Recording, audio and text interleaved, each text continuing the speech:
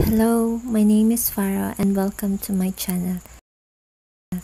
In this video, I would like to share how I clean all my makeup kits in easiest and cheapest way. So all we needed is baby wipes, 70% alcohol, germ protection soap, and empty spray bottle. So please keep on watching. So first is linisin muna natin ang mga makeups using baby wipes. Here, I'm using antibacterial baby wipes.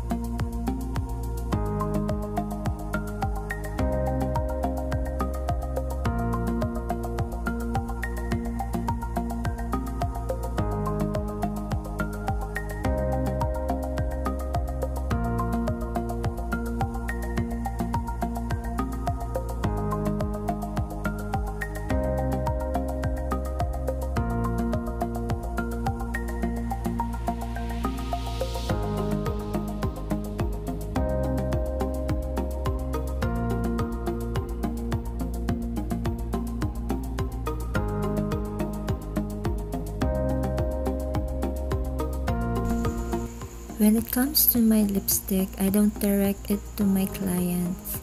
I use lipstick applicator, and for liquid, I put it into my mixing plate.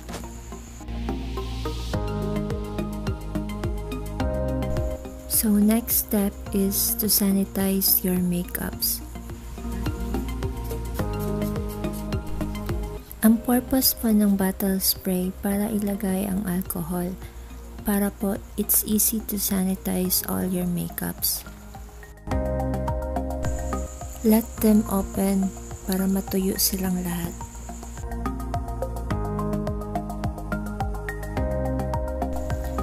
And the rest, spray all of your makeups para po fresh silang lahat. Next is how to clean your brushes and sponges.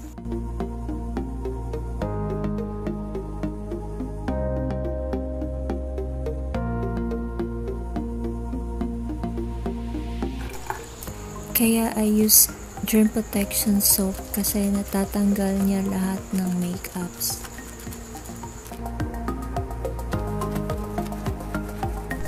You can use your hands or this brush egg if you have.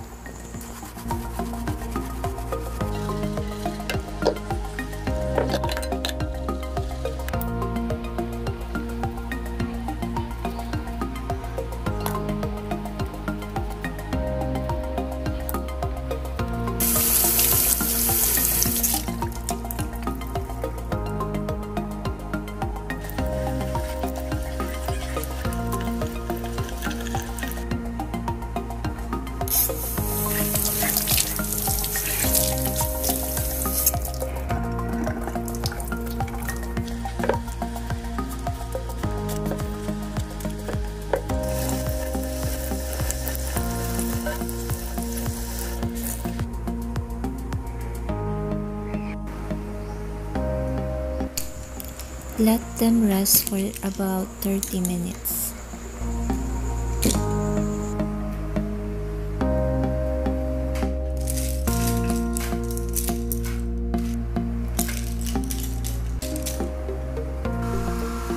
Next is give them a blow dry for faster dry and making the bristle super soft.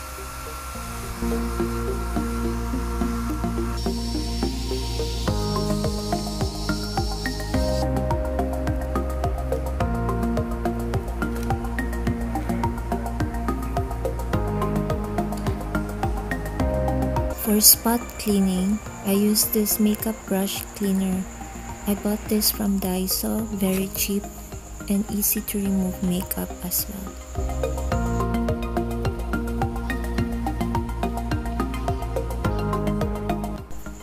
And lastly, sanitize them all. The bristles should be soft and clean.